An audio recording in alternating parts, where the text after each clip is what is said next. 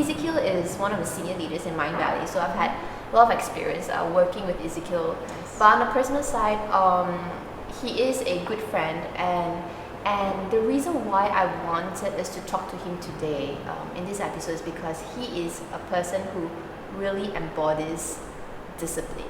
And I know that the word discipline is thrown around a lot, right? Because he's got this whole entire different concept about what discipline really is, and I really want him to break it down for us in this episode.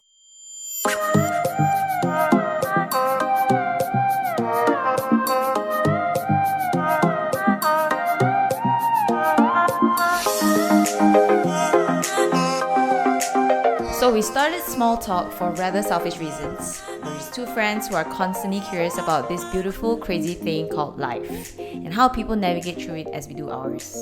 We wanted to ask questions and learn everything from how people find true love online to dealing with cancer, and thought, why not share our learnings with everyone who's interested to learn and grow along the way. So this is us, creating conversations beyond small talk. Thank you for joining us today. I'm so happy that we finally got you on the show. And the reason why I wanted you here is because, I mean, from my years of knowing you, you are a person who embodies discipline in every area of your life. And I would really like you to help us understand that a little bit better. How does discipline permeate every aspect of your life? I think one of the most common misconceptions that people think about is like discipline is something that's like rigid, highly restrictive, and kind of like has a negative connotation for it. I mean, honestly, when I think of discipline, it has like a restrictive sense towards it, right? Yeah, and I think for me, the reason why, like, in hindsight, looking at it, I see discipline as like if you look at the meaning of the word discipline, you're basically talking about doing the right thing at the right time. That's true. And doing the right thing at the right time can something be as simple as like, are you eating at the right time? Are you eating when you're hungry? Are you sleeping when you need to sleep? Are you spending time with people that you care about enough because it matters to you? Yep. So when you think about it that way, you would say that I would arguably say that discipline is a tool that I use so that I can get freedom.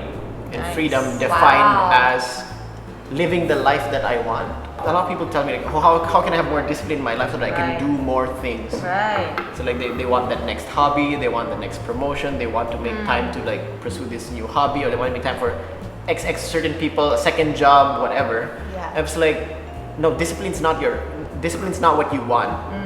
Like we should first look into the idea of like, instead of doing more, how can we do less so that it's easier for you to do? I mean, I'm a very strong proponent of the idea that, I mean, willpower is limited in the day-to-day basis. Your energy is limited on a day-to-day basis. So you can only expend so much of it on things. So the less you have of the right things, then the more you'll progress in them. Now the question really is not about doing more and being disciplined to do that. It's a question of what are the things that you really want to be doing and which ones can go. It still is discipline, but like discipline doing the right things for you. Okay. The question is what is for you in the first place, and that is something that most people don't want to talk about. So discipline is a tool. Yeah, discipline is just a tool for me. I mean, when you look at discipline, really, you're looking at, okay, I'm exercising discipline so that I can live within the realms of what feeds who I am as a person. So certain things that I want for my health, for my relationships, for some goals that really matter to me, and I create a certain set of like, I don't want to say rules, but more like these are the habits that I have every day that contribute to that ideal future that I want for myself, so that I don't end up in the worst case future that I don't want to have. Right. So when it comes to a situation like that, the only thing that needs to happen is like, do you have like that some sort of perimeter or box of framework of a list of habits that you have that can get you there? And that's where the realm of discipline kind of falls into the picture, because if your reasons are strong enough and you have also the strong reasons why you don't want to fail in those habits in the first place, because you know the consequences, then suddenly being disciplined is not a very difficult thing. It's That's so interesting, because there's a lot of people who always revert to a lack of discipline to them not achieving a certain lifestyle or a certain goal. Yeah. But then now you're saying that discipline is just a tool. Yeah. And in the first place, you need to know what you really want based on who you are, and then use discipline as a tool to get you there. Yeah. But discipline is not the aspiration. Yeah, In it's that not. sense. Which is why, like, I think like discipline is a tool to be truly free and live a truly free life. And because free for me, like the definition of that is you are living the way you want to, in the way that is most aligned to who you are, and deep down inside you feel inner peace with that. Sure, some of the choices that you make in life or things that you undergo into, like, I don't know, I choose to engage in extremely strenuous, stressful, highly physical activities like jujitsu and martial arts. And it sucks, honestly, most of the time. Yeah, you know, he would come into work with like bruises on his eyes and like bandages on his arms. It's hardcore, right? Yeah. But the thing is, when you look at it, like, it's an easy decision to keep going because it's aligned to what you want. So in some way, you could say that you choose the crap that you choose to eat every single day. But at least you chose that. Yeah. You choose it. You yeah. choose it. It's a choice. I think that's freedom. So I see you, right? You have a very clear vision of what you want to be in like 30, 40 years, I don't know, however long you want to live. But I think a lot of us may not have that long-sighted vision. But I think for me, I'm quite a short-term planner, and I kind of live in the present, which, you know, there's pros and cons to it, right? How do you get there, like that 30, 40 Do years you even projection? have like a super clear vision for or is it 30 like years? vague? For me, it's like, wow, it's so much clarity, right? Well, actually, the truth is, I don't have a 40, 50-year vision. Okay. What I have is a picture of how I want to be living every single day. So it's how you want to be living. Every single day. So That's a big difference. I'm more focused on my ideal state is my ideal present. How do I want my day-to-day to be? I want every day to be focused on improving my mind, body, and spirit all together. Hence, you see me in martial arts, I practice spirituality. I want to be intellectually stimulated because I enjoy that, and which is why, like, I'm talking to you guys right now about this topic. Intellectual stimulation. Yeah, I like it because I'm a highly abstract person, and I like talking about ideas. And I enjoy eating good food, and I like the fact that I have the privilege to be able to eat good food each day. I'm doing that right now, and maybe that'll improve in quality as years go by, but it doesn't really change. So you're saying don't start from there, but start from doing small things Exactly. every day. Yeah, exactly. Because what you're doing is, like, the goal is, what is my ideal present every day, and how can I be doing and being more of that every single day? And it starts with something small. Yeah, And this right. all boils down to the habits Yes. that you have every single day, Yeah. right? And you have obviously cultivated the habits that are aligned to what you want, aligning to your goals, right? That requires a lot of discipline. Yeah. I guess. Like, you could say like, that. I mean, you wouldn't just go out for a Friday night drinks, would you? Not really. So I'm very likely to go for Friday breakfast rather than Friday drinks in the first place, because I know I need to wake up early the next day because I'm Right. training the next day. Right. So, and talking about that box idea is that, yeah, like when we refer to the box, that's a list of values, belief systems, and also the habits that reinforce those in the first place. So in the same way, everything in my life is basically like, okay, does it fit the box or does it not fit the box? Okay. And then when you think about it, because I know that if I violate the box, it brings me closer to my What you don't want. worst case future, which I'm very clear about as well. So that's why it makes a like discipline. I don't necessarily exercise a lot of willpower on a day-to-day basis to keep my box afloat, because I have enough reasons to not break it. But then that begs the question, like, are you like? Isn't that super rigid? Yeah, right? because Isn't I'm it just rigid, thinking right now, like, having that box, right? Meaning you have like a very clear parameter. Yeah. or where you want to play in the Yeah. sandbox. That's, right? but that's super idealistic as well, right? I mean, Yeah. you're assuming that other external factors Wouldn't change. Yeah, and also you're assuming that everybody who's listening to this would know who they are 100%, Yeah, the right? box is so like Of course not. I mean, that's like, because people change. People change. People grow. Like we learn new things, and then and Crisis a happens. crisis happens. Situations change. Like, for example, like I was in starting point, ground zero of self identity. Like I knew, like, okay, I profiled myself 4 or 5 years ago, and now I've built my habits based on that. But also there are certain parts of who I was that I wanted to overcome and change, because now I can, first you need to know something, and then you accept who you are, and then you can change who you are. Because That's true. So the box is supposed to change and as evolve. you change, as you evolve as a Right. person. Right. And then the problem is to make sure that you are constantly re-evaluating that box in That's the first true. place. Right. And That's the key, right? Because I think a lot of times as well is that some people might have this box and then they just leave it as that. Yeah. And then they go like, this is what I want. Yeah. This is just me, and Yeah. I'm never gonna compromise. And so when crisis happens, that's when they break down because they don't know Right. how to change the box. But the box is meant to be updated all the time. Yeah. And I think that's the difference between having, like, for somebody who is versatile that way and somebody who needs constant control, right? And then when Control there's- and rigidness, right? Yeah, correct, right? And then once the box is dented or something, I think it boils down to the choices that you make. And you gotta be okay with the choices that you make. If you make choices that are aligned with the box, even though, like, say an opportunity comes and it's great for what the world is, like a new business opportunity, or maybe a new job, or whatever, new potential partner, a date, Yeah. whatever. But as you reevaluate it, it looks good, but it doesn't necessarily fit so well in your box. Right. Then it's just a choice that you have to make.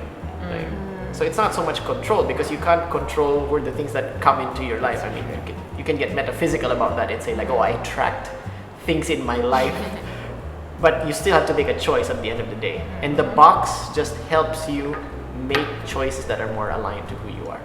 from a layman point of view, from the outside, it can seem that your life is very rigid. I may be wrong. Do you have fun? I mean, like, Yeah. What do you do for fun? I mean, you know, because you're so disciplined and so like, my box.